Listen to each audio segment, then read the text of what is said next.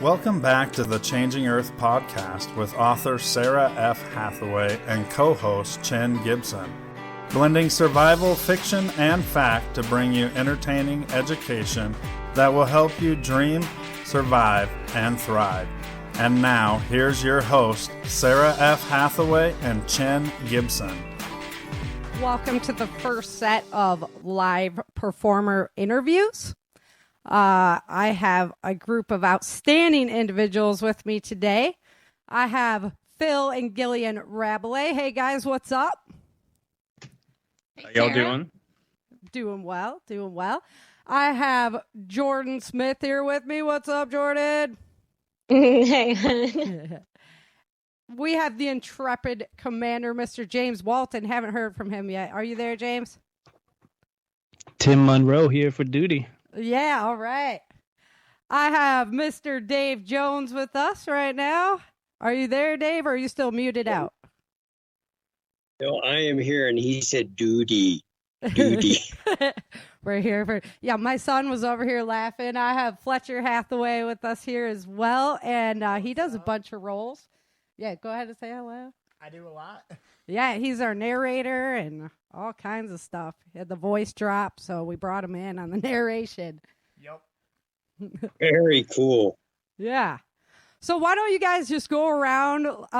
We'll do like a round robin. You could say like, what's your primary character and kind of like your favorite part of that character. And then maybe if you have something that you don't like, I can work on. You can go ahead and well, I'll consider writing that into future episodes for you. But, you know, I'll consider it kind of thing. Well, I'd like to start off by saying thanks so much for putting this together for PBN, Sarah. I think it's awesome. It's been an absolute blast. Yeah, I thought it would be fun. And then every time, you know, we get a few episodes in, we'll go ahead and do one. That way everybody can catch up, meet with everybody. And how exciting is that? I mean, you guys are the ones that make this possible. So I can't thank you enough, really. Yeah, I can't wait to get deeper into this thing. You know, I don't actually know when it all ends. So you could just feed me lines for infinity. Yeah, I'm pretty much going to. I'll have another novels son long, ready guys. to talk in a few years. Yeah, exactly. You'll be like, all right, Sarah. But we'll have to see what happens with characters, you know. But I have you guys playing multiple characters. Everybody plays multiple characters. And that's always exciting to try and pull off like different voices. So, right? All right, Ryan's got a knack for that. Yeah, well, your voice is just pretty much like, we know, right? That's James right there. We know James. All right. Yeah, so... I was going to say, I kind of feel like I have the same problem, though. Like, my voice is kind of what it is, and I don't do voices, and I'm stuck with this one trans-Texas, Louisiana accent, so it's just kind of going to be what it is. Yeah, that's why you pretty much play one role, even though it's a very important role, but yeah, we got you. I'm going to admit, I was nervous when you gave me a few roles, because I'm like, how do I change my voice? It's like hick accent, Cassidy Baker. And then when you had me play an old woman, I'm just like, oh, Lord, what am I supposed to do? Or I'm sick, and I'm like, Mine, I had to throw it for one of the chicks in the brothel. So I was like, hey. That was horrible. I was wondering who that was. Yeah. There's one where I had to do it, too. And I'm like, how do I sound salacious? And it's just like, oh, Lord. Yeah. What am I doing? All right, so Phil, go ahead and like you're playing Burgess. Obviously, we got you kind of pigeonholed in there. So, let's talk a little bit about your character there and how you're liking playing Burgess. Yeah, pigeonholed is one way to put it. I really don't mind it. I mean, just reading over the material and everything, Cole, Burgess, and I have enough lining up in our like personal backstories, and I'm beginning to gather like enough lines up in our personal. Kind of like the way we do things, our modus operandi, that like he's a really easy character for me to play. Like there hasn't been a time where I've thought to myself, you stupid SOB, that's not what you ought to do. Everything's been pretty much like, yeah, that's about how I'd handle that in that particular weird situation. So, I mean, it's been a very easy character to inject myself into. I would almost accuse you of writing it for me. Yeah, I was going to say, I can't figure out why I would have asked you to play that role. It's just, Well, prepper, military veteran, Southern influence. Yeah. There's, like I said, there was a lot to line up. Mm-hmm. And Gilead, go ahead and talk about your character and how that works for you. Yeah, so I'm Theresa, and she's a woman of few words, but she's thinking. She's got a lot going on the inside, and I'm interested to see how she takes out this group of guys and rules the world. Yeah, good luck. Good luck with that. Chin's always like, when's this guy going to die? And I'm like, you're going to have to see. At that rate, his character has to stay.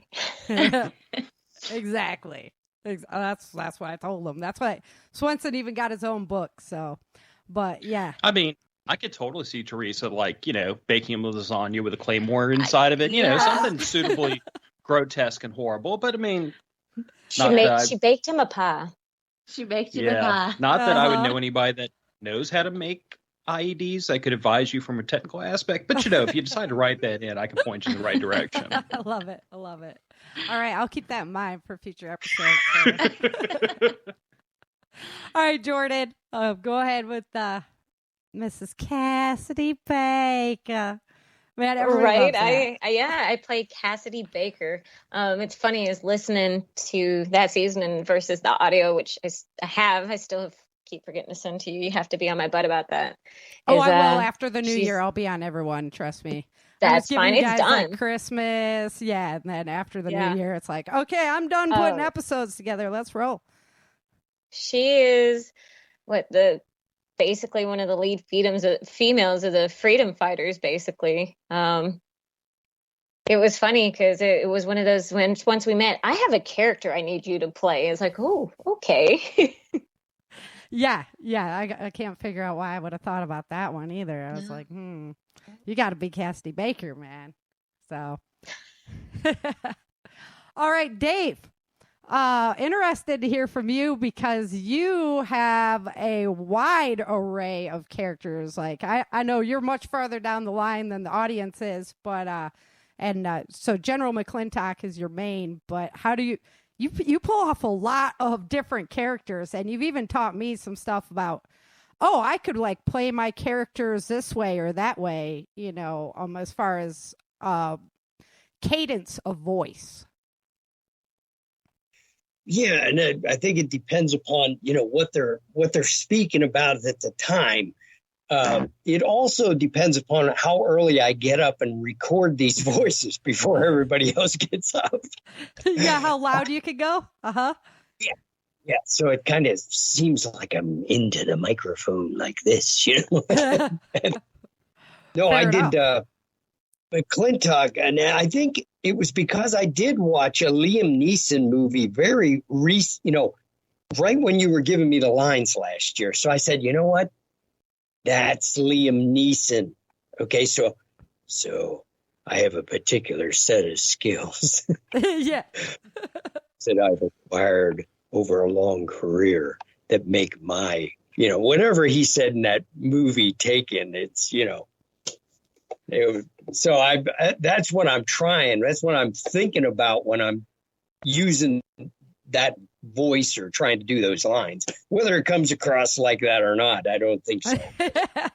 Nah, it sounds good, man. I like it. I'm a big thumbs up. And you do some incredible voice work as well.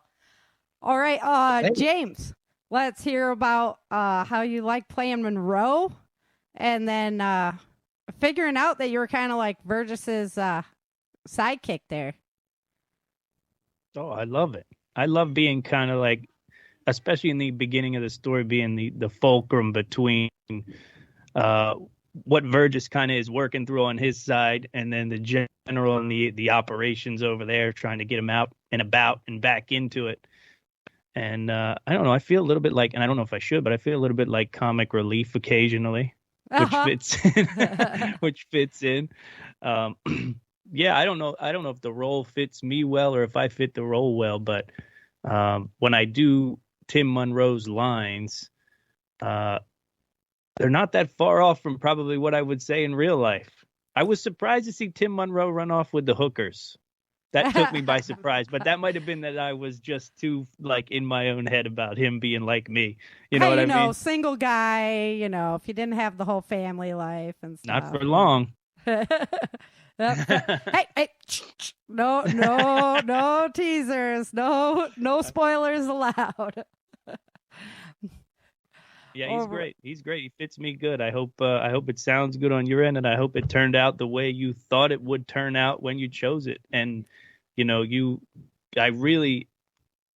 say Vergis, Cassidy, myself, McClintock too is great. I mean, you did a hell of a job, Sarah, with people that you knew us, but you didn't know us that good to be able to be like, I'm gonna stake my book on these people's voices and their ability to voice them, those and their ability to sort of take that character on and own it. So that was pretty impressive. Well, that was some good foresight you had there. Yeah, I'm kind of a character analysis, like fictional author. You watch a lot of character traits, and so you can write about other people besides just yourself. So you might have a future ahead of you as a casting director, honestly. Yeah, there you go. Thanks. Yeah. To do that, to understand that part of writing is one thing, but to then stake it on kind of like your buddies and have it work out so well, that's just straight up risk. And it worked out. You know what I mean? So That's cool. That's one of the coolest parts of this story for me, I think. Well, that's why I can't tell you guys how much I appreciate you. Like, for real, none of this would be possible without you. My family does a lot of voices, but we can't do them all, so I really lean on you guys to bring it forward. And it's like, man, I wish, one day we'll see. But yeah, I wish I just hope that I'm paying back enough as you guys have, because I can't thank you enough. It's been a lot of fun. A lot of hours go into editing and whatnot, But because all the streams just come in as a single voice, and I have to make them all into that, conversation and everything. Yeah. But to try and get us all together, it would be like wrangling wildcats, So it's hard enough to pull off one day where we all get together for the binge day, let alone like to record lines and stuff. So, yeah. That's the most amazing part to me, that she weaves this patchwork of different characters together into a coherent story. When I heard the first episode, I'm like, dang, how did she do that? Yeah, they're all different volumes and everything, so you got to make sure that it's all coming across at the same level. And then the first time we aired it, we didn't have the sound effects, and so I think the sound effects was just like an awesome. I mean, it just made everything pop. So yeah, I'm happy with the re-edit that happened with it, and well, thank you guys. I'm honored. All right, so Fletcher. Yeah. You do some voices and the narration. I do the narrator. I'm so glad we got rid of the narrator in season 2. Yeah, well, that's a little. Yeah, we are getting rid of the narrator in season 2. It is good. The music really makes it happen. So, yeah. But narrator was fun because I got to have a little bit in everyone's story. And I just like doing the little voices. And if you guys knew how much this man, now he's a man, he's over 21 now, oh my gosh. This man helps me out as far as putting together dialogue, and we are just so enthralled in the story. I really have to give him props as well, because it's just... He does a great job helping his mom out, and rolling stories with me and stuff. So I just love the story. I don't know. It's my favorite. Yeah, we could be a little nerdy, Yeah. But it's definitely a lot of fun. A lot of fun to do. A lot of fun. So how many people can say that about their 21-year-old? They get to sit there and enjoy stories and do that kind of thing where you're writing together and enjoying those evenings together. I'm honored. Honored mama. So, all right, well, beyond the show, you guys also have a plethora of preparedness knowledge here, so I don't want to take up too much time. I want you guys to all get a say in on kind of, we can go projects that you're working on, or your preparedness tip of the day kind of thing. So let's just kind of go around and have that conversation. All right, jump in there, Dave. Okay, I got a tip, a prepper tip, and a project. Right now, I got the guide gear bandsaw in my dining room, and I'm putting it together. Holy crap. Okay, the instructions for assembly are practically non-existent. Are you going to use that for like butchering meat, the bandsaw? Yes. Yes. Uh-huh. So, and a tip, get you a brand new pair of pruning scissors. Okay, pruning, the ones that cut limbs, and keep that just for like the neck bone, the leg bones, and then scrub it and sterilize it every time. And it cuts through those bones. We used to use a meat cleaver, but it caused, fractures and splinters and stuff like that. You get one of these pruning scissors and you cut that, it goes right through. Man, a bandsaw sounds so much easier. We always had to use a sawzall. Oh, the sawzall?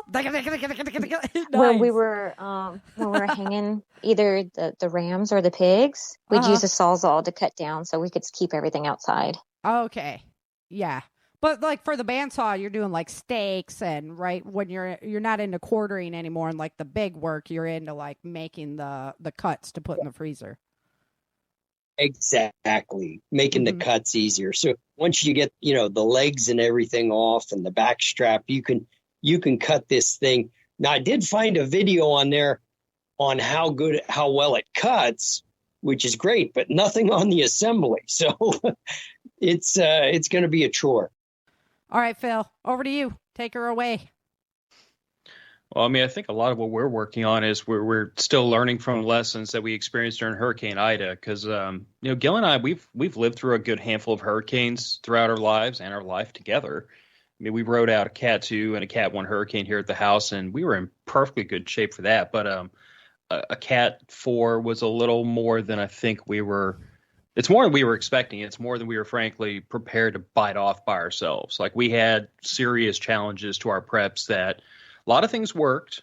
A lot of things worked exactly the way we expected them to. We were ready to be out of power. We were ready to have to fend for ourselves, and we had plenty of food and water and ammo. I mean, we had all the basics covered, but like we didn't have a chainsaw. And when 3 oak trees hit your house, an axe and a bow saw is no longer going to cover the scale of the problem we had to deal with. And we had a 5K generator, wasn't running the best, so I've remedied that. I rebuilt the whole thing on my in my front driveway.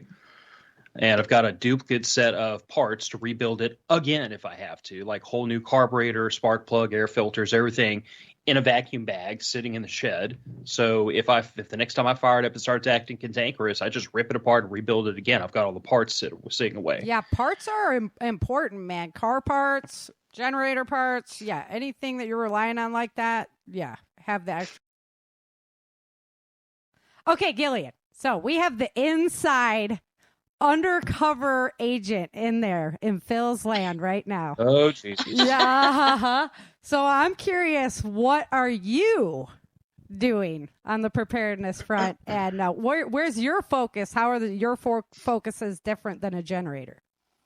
Because that would be like my man. I wouldn't be focused on no generator. That'd be his ball game right there, Well, I think we've all been through these hurricanes. Your main priority at one point is, how long am I going to live without AC? So the generator was top.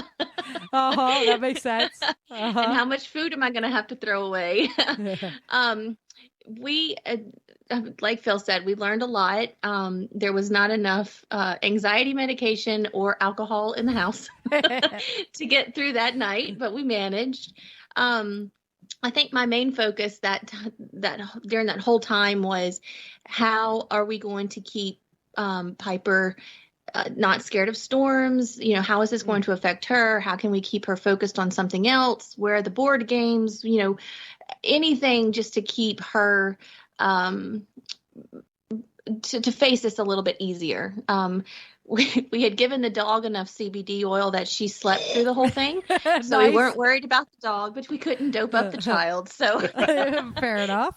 And it was I think my main focus as a mom and a prepper was how am I going to make this as easy and less painful for her, knowing that we were in some deep doo-doo after the storm had passed. I mean, we only had one exit point out of the house. We couldn't get out of the garage. We couldn't get out of the front door. The windows in the front of the house were all blocked by the trees. So we literally had one way out of the house. And as an adult, you open the front door and it's nothing but a tree. And, your immediate reaction is crap, just different words. And so you're trying to make this, not as scary for a 9-year-old. Mm-hmm. And I think we did okay. She is definitely a product of both Phil and I, and she was outside. It was still windy the next day. Of course, you still have hurricane force winds going through, and she's out there flying a kite. So, but she did not want to talk about it. She didn't want to talk about that night. She didn't want to talk about the sounds and everything we heard. Just very scary. So I think for me, it's just to make sure, maybe we have ear protection that she can use where she's not hearing all the sounds. Maybe it's not to be here. Yeah. It's like Phil said, though, you couldn't predict what happened. There was a phenomenon that happened that's only happened one other time in the United States called the brown ocean effect, which I never heard of. But my little geek heart was like, okay, well, that's pretty cool, but not on top of us next time, please. Yeah. And that thing went all the way across, like went up and hit New York and all that after. I mean, it was just scooting. Yeah. Well, and when it stalled, what it was doing was building from its own strength. So it would dump water and then heat it, and then it would build from itself from that heated rainwater. The joy of Louisiana. But that's and it stayed at 3 the whole time. But that's the thing of it. I mean, you would think with the topography and the weather we have here, this wouldn't have been uncommon. But like Gillian said, this is meteorologists that have been in this area operating for 15, 20 years had never seen this happen down here. It's apparently super common in like Southeast Asia, which makes sense because it's very hot, very wet, and very flat. Right. Tell me what that sounds like. But it never happened here I don't think it only happened once in North America prior to this. So a lot of people were very shocked. Well, and the other thing I guess I could say too is once everything happened and we were starting to figure life out again, the cavalry came in, my sister and her crew came in, neighbors were all over the place. We had so many people in and out of the house. There were volunteers cutting trees in the front yard. So not being prepared enough, I think we figured, we'll just cook on this little camp stove that we had. We had to cook for a damn army, and we weren't prepared on the little for an cook army. stove. Yeah, on the little cook stove. And so we got the big fire pit and everything going, and my sister was able to cook. But you're cooking everything in your fridge. And we have neighbors coming over, and you're cooking for everybody. And I wasn't ready for that. Couple of great points. So the kids, what do we do with the kids during this disaster? But also, like, as preparedness individuals, be prepared because everybody's going to be leaning on you because you actually know what to do instead of like, mayhem. Yeah. And a lot of our neighbors left, and then they came back and they were like, oh, no power, and we're going to leave again. I was like, well, no duh. But the ones that stayed, they were all at our house, and we were cooking, and we were playing games, and we were cleaning. It was just, there was something else I was going to say, but I can't remember now. But the flies.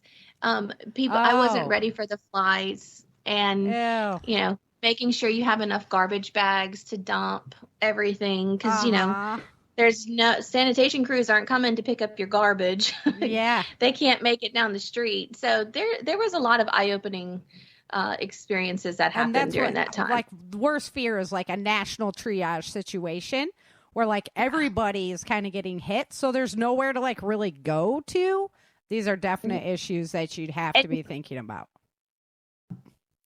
All right, Jordan, let's go over to you and let's hear about what's going on with Jordan. You're going to start a new show, right? Yes, I am working on that. It's funny is I'm working on figuring out the sound for the intro and exit first. I actually do have someone lined up to be a guest on it. Oh, hit me up. I can help you out with all kinds of music stuff. I know I'm in the know now. Right? You all the rage.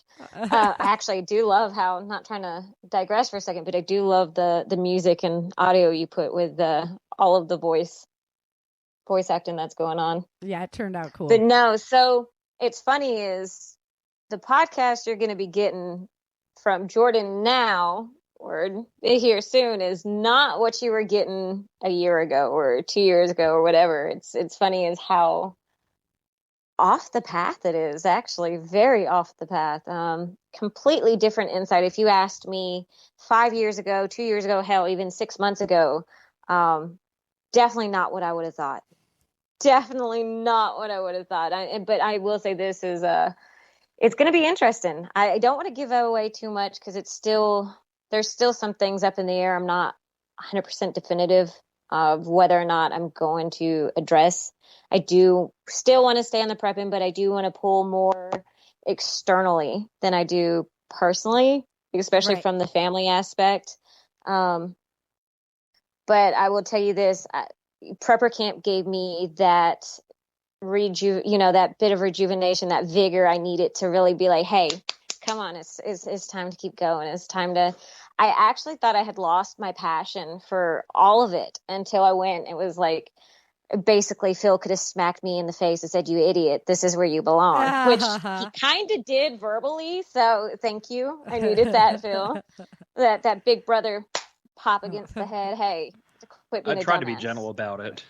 No, there's no need in a gentle approach with me. I mean, Sarah and I have the same personality. So we sometimes both we just straight need to be smacked up the head. Yep.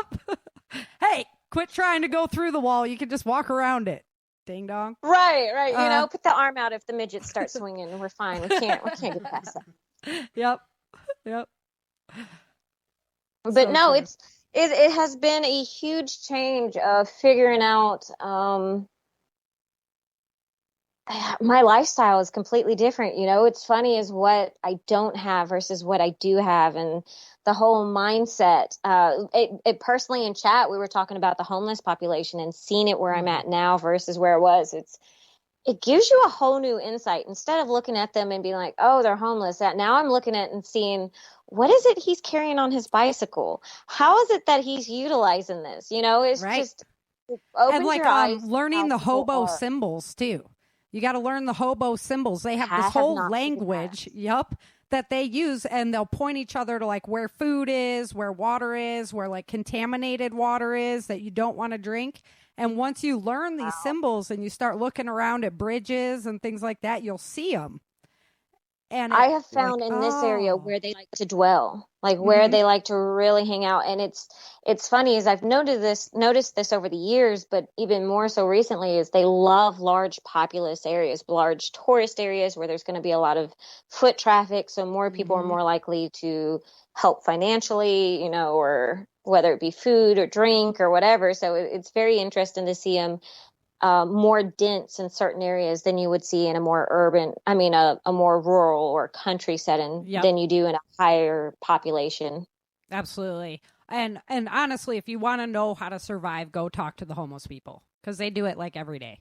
They're already I'm not that bold yet. Some of the areas it might be a little too dangerous. See, I hang out. I'm like, hey, what's up? I don't mind, but remember, I did mental health for a few years, so it's like, I know. My mom's always like, what are you doing? You're going to be hanging out down there talking to those people? I'm like, yeah, whatever. It's a horrible analogy, but it's almost like don't feed the strays. Yeah, I know. Yeah. So, I don't need one following me home. When I lived in California, we had, much denser population and I lived far away from where I work, so I didn't have to worry about them following me home. But, yeah, I could see that. Just thoughts. All right, so I'm going to jump over to Fletcher real quick before we talk to James, because I want to know, Fletcher is now 21, so he's on he's very near the millennial age group. Okay, we'll put it that way. He's offended by that term. We don't want to melt any. Really? So, how you're on chatting with everybody all the time. Yeah. What does the preparedness outlook look like from a 21-year-old point of view? Spotty. Mm-hmm. Very spotty. There are some that are like super into this new they're honestly, the whole COVID thing got a lot of the millennial generation to go, oh, I want to just be able to do things for myself now because that's cheaper. And a big thing that the millennial generation is facing is the money. Money is a big issue to us now. And they are trying to find money saving hacks and DIY stuff, and I feel that's just a very great way that I've found to bridge that gap to them and to get rid of the stigmatism around the prepper title. Yeah. That, hey, we're doing things DIY instead of like, oh, this is a preparedness thing. Yeah. Yeah. Still at the age group where, you think you're going to live forever and you don't need to like prepare for anything. But they're kind of getting the hit that we might go to the store and it's not there. It's not there, or we're looking at this world that's just kind of now falling apart at the seams to us. And a lot of them are realizing that mom and dad aren't going to be there to pick up the slack for them. And so there's hope. And a renewed interest in like the 1800s type like stuff, right? Yes. Big renewed interest in like learning it for the historical factor and all that. Yeah, I like that. I was like, good. Keep pumping that because like, we can't let that knowledge go down. So we need more people interested in how did grandma and grandpa or great grandma and grandpa at your guys' age used to do this? Yeah, well, that was one of the things Fletcher and I talked about at prepper camp, because when he intoned to me that he really had a focus and a passion for trying to bring prepping into his generation, I told him, I'm like, the hardest thing you're going to have to overcome is that so many of his generation, statistically, they still live at home with mom and dad. There is a built-in safety net there. Mom and dad are going to help them out no matter what happens. So it's very difficult to get to somebody who's never experienced hardship and explain to them that hardship is on the horizon. Mm-hmm. You know what I'm saying? Like, by the time I was his age, frankly, I'd already, I'd been to Iraq, I'd been through Hurricane Katrina. I'd seen societal collapse twice in my life by my early 20s. So no one had to sell me on the idea of prepping and being able to care for yourself, care for your family. That's what got me started. But for the average person who's 20 to 22, still in college, it's really difficult to get them over that hump, unless there is something that has introduced hardship into their life or uncertainty or fear. Now there's an impetus there to kind of break down that barrier. And like you said, not calling it prepping, call it DIY, call it DIY, self-reliance. Yes. Those are great terms when it comes to connecting to the millennials. They love self-reliant. All right, let's bring James in here. Yeah, I was delighted to hear Fletcher talking about the next generation the way he is, because really I think 2022 probably on a personal level and on a, how I use my influence to direct the audience will be to sort of focus on chipping away as much dependency that we've come to rely on slowly but effectively over 2022. So in other words, just kind of divorcing ourselves enough from the system that we are not, off grid in the middle of nowhere, but we're also not living the way we lived pre-COVID. We're not dependent on the same things. Supermarkets is a really big one for me. Mm-hmm. All this year, I've been kind of teasing out supermarket alternatives and really trying to figure out, like, just how much can I get from my own actions and from these new and exciting opportunities that are cropping up with innovative farming and community supported agriculture and things like that, so that,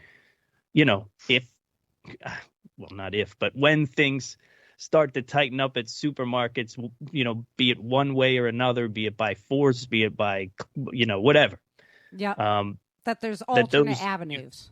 Yeah, you got those options. It's not like, oh my God, the supermarket's closed and all my food is cut off. Yeah, we find local beef still just because it's bomb, first of all. Yeah. And, support your local farmers. But, man, compared to the prices in the store, you got to throw down money to buy that half-quarter cow or whatever. But when you look at it, long-term over the course of the amount of meat that you're going to get from that versus what you'd end up spending at the store, it's like, okay, well, it's just a pre-purchase, and it's going to save you a lot of money in the long run. So, yeah, that mentality can be applied, I think, to a lot of things.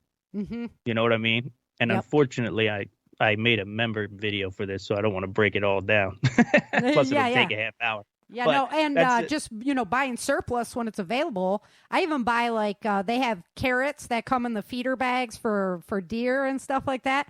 Man, I just buy a whole bag of those and can them myself, and I'm like, boom, save that money, So I think that's kind of what it is. It's finding that balance, but because I have no desire to live off grid 100%. Yeah, I just don't. Yep. And I like where I live. I love the people. Walking around the neighborhoods and stuff like that this time of year is just as beautiful a thing as you can see. But I think there are things that every person can do to sort of wean themselves off the dependency and also get themselves out from under the control of whatever it is that might try to control you for whatever reason, because those that's things one are of the online. things that I am loving is the alternate everything. The alternate economics. Yeah, that's being created. It's that's it. We'll figure out how to go around your systems. Go ahead and make them, but we'll figure out a way to do it ourselves and go around all that stuff. The health insurance market right now is actually doing that big time because traditional insurance with the government involvement is just crazy, right? So it's been interesting to watch this alternate economy really start to grow and flourish. Yeah, and that's kind of what my goal is through 22 is to play with these things and to convey what's worth doing to the listening audience so that they can figure out, do I want to homeschool and get the burden of the state off my back when it comes to vaccinations and this and that and whatever else they were going to make me do? Or who else is going to be in the bathroom with my kid? You know what I mean? There's a lot, like you said, it's the alternate everything. I like that. I might call it that. Yeah, it is. It's really this big alternate economy that's being built right now. Rumble instead of YouTube and all kinds of, alternate social media sources, alternate everything, because we're just like, we're done with that. We don't want that. We're good. Hey guys, welcome back. I hope you enjoyed the second half of the show there. I am stoked because we're going to have some more performers showing up, but we've got TJ Swenson himself in the house today, Mr. L. Douglas Hogan. Hi, Doug. How you doing? Hey, how's it going? Doug, playing Swenson. Give me a rundown of your thoughts on his character and then just how you're enjoying that. Okay, so here's the thing with Swenson. I think, and I'm trying to plug my phone in here at the same time, so I hope I don't lose everything that's going on. But Swenson, Swenson's got, to me, he's got a survival mentality. He's got to play the tough role. He was raised tough by Mr. Lee. He's got to do this persona, right? And we're in the post-apocalyptic times. Things are not easy anyway. So he's got to make do. He's got to do the best that he can with what he's got. But I really do think that he'd probably have the biggest heart in America if it wasn't like a post-apocalyptic scenario. I like the dude. I just think he has to be what he has to be in the times that he's living in. Fair enough. Yeah. He had in his book, when you read it, you feel sorry for him for a second. And then you're like, wow, okay. He's an interesting dude. He's got some issues going on how he was raised, So. He does, but it's just because of the way that he was taught, though. I mean, we're all taught different things. You take what you're taught, you deal with it. You got to use those things that you're taught in the world that you're living in. So what we know, like the people we are in our heart, is not going to be the same kind of people we are if the world was suddenly turned upside down. We're going to have to adapt to the new situation, or we're going to die in it. Yeah, and that's what I always try to tell people. They're like, well, Swenson's character, you know, this, that, and the other. I'm like, hey, man, you don't believe that there's people like that out there, you know, that would be taking advantage of every situation for power and stuff like that? You're living in a dreamland, man. Right. You got to do it that way because if you, I don't know how many people watch The Walking Dead out there, but you got like the Negan thing, you know, from Negan's perspective, Rick and his people were the bad guys. Right. So he's just trying to survive. He's trying to make do. And it was an interesting take. I haven't seen the last season yet, but I started kind of putting it together. It's an interesting take how, you know, when Rick is like looking at the world in his perspective, how he's trying to survive. Not Rick, I'm sorry, Negan is trying to survive in his perspective. And all of a sudden, all these Rick's people come in and start killing his people. You know, everybody's got to do what they got to do to try to survive in this new world. And Swenson's no different. You know, I think I like the character, but he's got to be a brute because he's in charge. If he's not a brute, he's gonna lose his entire empire. Mm-hmm. So, Brock, you play a bunch of different roles as well. Why don't you talk about you did your beautiful Midwestern accent? Yeah, it's what your wife put you through here. It's definitely interesting living in the house that you're doing this all in, because when you are missing a line, all of a sudden now I'm soldier 1, 4, 6, 12, and I got to try to come up. We appreciate. Exactly. Yeah. And then trying to come up with like a different voice without sounding super dorky is the problem. But it has been fun. I got to do my Minnesotan accent and dig deep into my roots for that, you know. Oh, the Mexican accent. The Mexican accent, yeah. And unfortunately, my voice kind of has a certain tone to it, so it's kind of hard to change. But I agree with what Doug said earlier. It's really weird hearing your voice coming back at you like, wow, that's what I really sound like. But it's definitely been fun. All right, so Ryan just jumped on, and I want to bring Ryan in because Ryan, you do a serious amount of voices as well, and you're like all of my challenging characters. When I was like, I need somebody who can do Russian, then Ryan stepped up to the plate, and I really appreciate that. So yeah, it's been pretty amazing. Yeah, the first time I heard your real voice, I was like, no, that's not Ryan. Like, where's Yuri at? Where's Yuri? Yeah, I really had to turn that one on to make sure that it worked, but I also didn't want to make people think that it was too cheesy, so did everything I could. Oh. Yeah. Hey, how long do you practice? I mean, you must really, this guy's a thespian, I'm telling you. Yes. Serious. With a TH. Yeah, well, you know, you can identify however you want these days or whatever. Right. No, I mean, I don't know. It just kind of comes naturally. And when you have the lines in front of you, I just kind of go into 007 mode and pick one of the bad guys and do what I can. You know, it's been a lot of fun, and it's really neat to be able to see what I can do, because and I even told some folks at work, it's like, oh yeah, I'm doing a voiceover work for this other podcast that I'm working with, and oh yeah, what are you doing? Oh, Russian. And they're like, what? No way. And I played it back to them, and they're like, that's you, holy cow. I know. And then Les Pierre too. I mean, Les Pierre, you know. Oh, well, Les Pierre just died, so we can talk about that. I gotta say, thanks for doing that, because man, French is a tough one for me. I'm gonna put my man on the spot here, so I'm gonna, you know, what do you think, babe, what do you think that is our number one priority that we need to focus on preparedness wise? Asking them to call me out here a little. All right. Well, I'd say right now, actually, our biggest challenge since we made the move to Texas is figuring out how to grow productively again. When we were in California, we had a couple 60 by 40 garden plots that, you know, we were canning from dusk till dawn sometimes.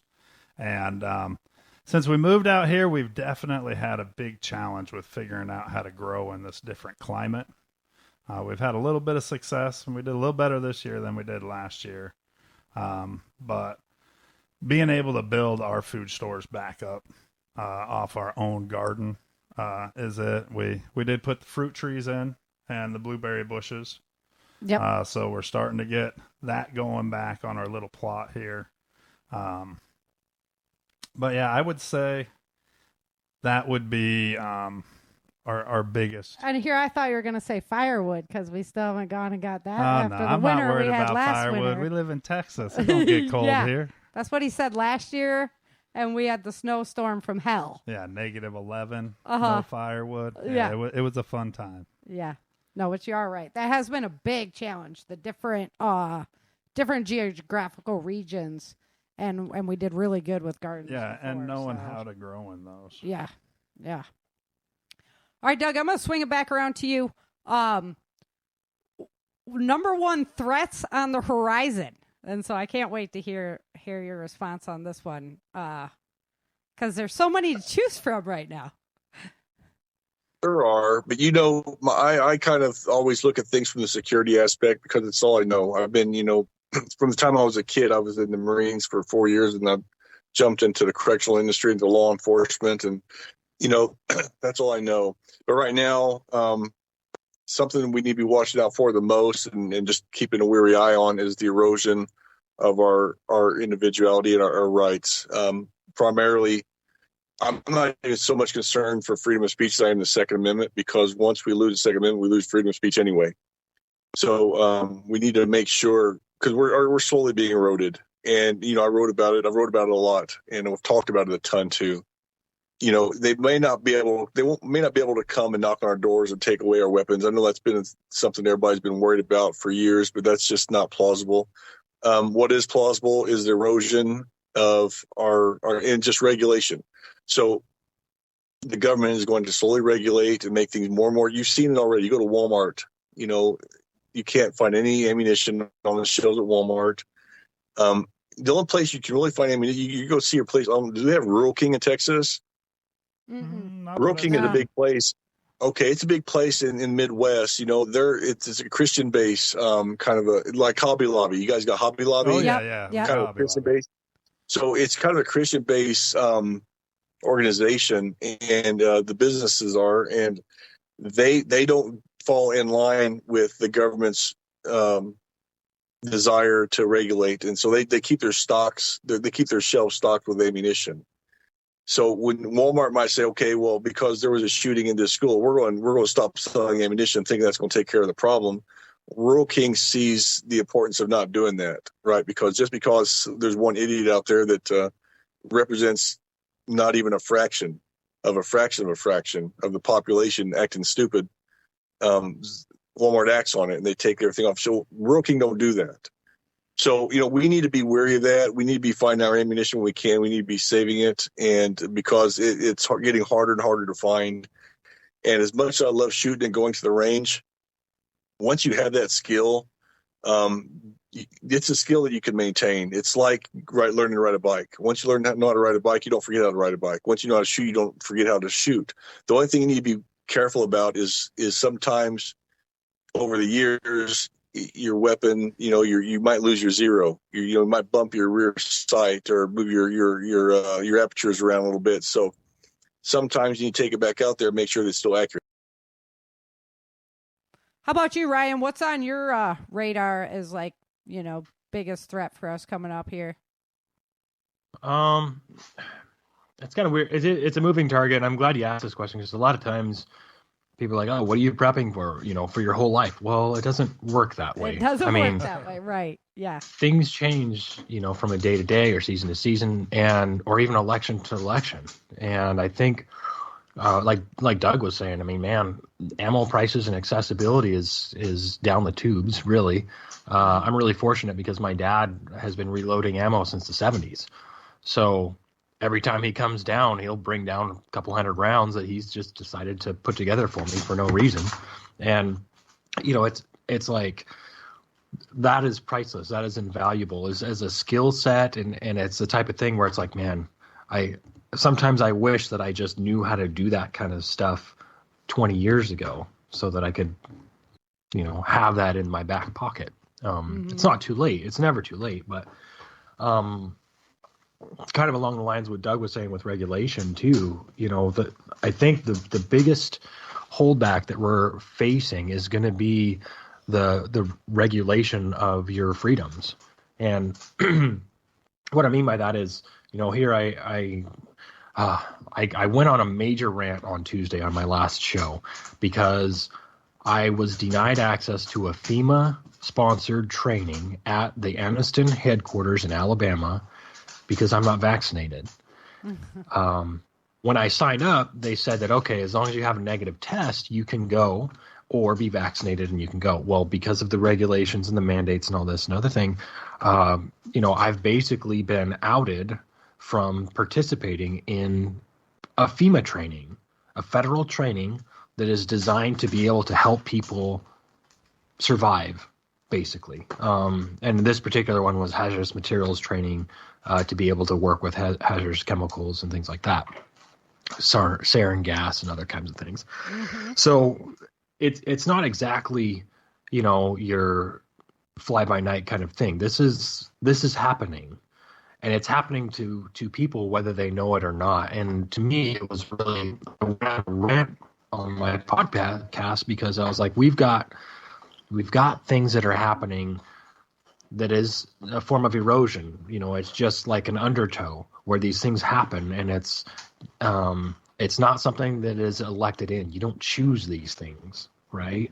But what happens is they happen as a result of the people that are chosen to make the decisions. What happens when they put regulations on primers? Yeah. Uh-oh, we lost you again. Darn you, Elon Musk. All right. All right. Sorry, I might have lost you. So sorry about that. What if they regulate primers, right? Uh-huh. And then what if they regulate, go after firearms or guns, but they go after the components that make those things work. The freedom of movement, passports and things like that, vaccine passports. I've actually been looking into nanotechnology a lot lately because there are people that are creating forms of technology that are basically a bio engineered passport or a bio how do you know how to call it? And tinfoil hat on, how would you get those into, say, 80% of the population? Oh, maybe a liquid form. Yeah. Or yeah. An injection. I don't know. Just throwing it out there. So I think a big part of this is, what's happening with choice. And to me, preparedness and the big thing that to be worried about is your inability to choose, because we have been so accustomed to having free choice and delivery on demand and knowing that you can go to the store and get something. We've been spoiled for the last 50 years. And if that comes to a screeching halt, I think that there's going to be a major disruption in the way we handle ourselves as people, who we connect with, who we help, who we don't help. And I live in a farming town, so there are generations of farmers here that will support each other and the families that go back for ages. Right. But the urban areas are a whole different story though, right? Yeah.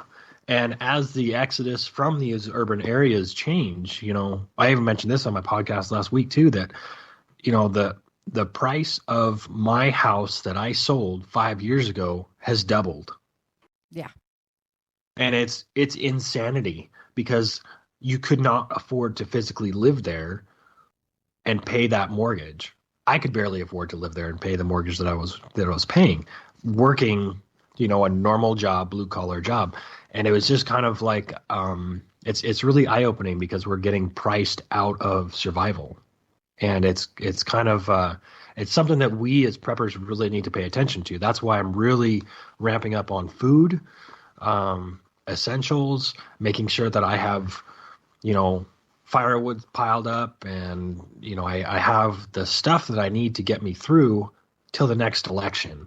I'm not looking at 72 hours. I'm not looking at 3 months. I'm looking at 4 years down the road, because honestly, if this goes beyond this election cycle, there's going to be some serious hangups in how we deal with each other as people. Not how we deal with gas prices, not how we deal with food prices, but how we deal with each other. So, Brock, what do you think the biggest threat approaching us is? I tried to raise the flag in 2020. Oh, yeah. And you were married to blank on Facebook, because I got blown off of Facebook completely. Well, it's going to kind of be beating a dead horse at this point, because I agree with both Doug and Ryan. Our biggest threat right now is our rights and our freedoms, and what we can do.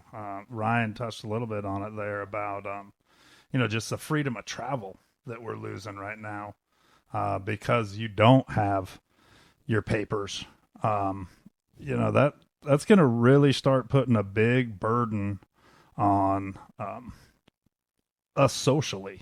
And, once you start having those, there's a lot of mental breakdown that goes down when we're not allowed to socialize with the people that we were. And the more and more they put these restrictions on us, and the more and more they isolate us into our own little bubbles, it's going to be devastational for us.